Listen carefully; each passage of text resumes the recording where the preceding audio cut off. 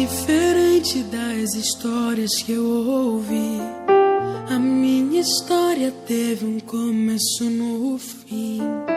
Quando o inferno pensou ter vencido, Jesus tomou a chave que me fez cativo.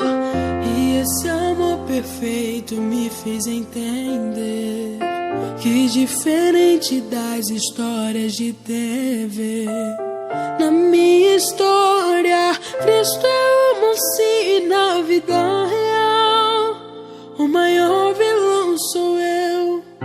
Ganhar o mundo e perder a mim, está no caminho e não chegar ao fim. Na minha luta do meu eu contra mim mesmo, os meus gigantes são os meus próprios desejos. O que sai contamina mais do que entrou.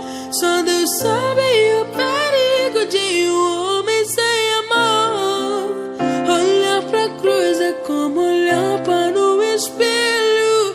Reflete a glória que revela os meus defeitos. Na vida real, o maior vilão sou eu.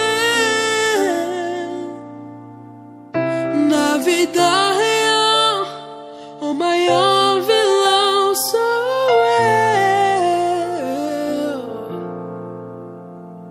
eu. E esse amor perfeito me fez entender que, diferente das histórias de TV, na minha história, Cristo é o mocinho.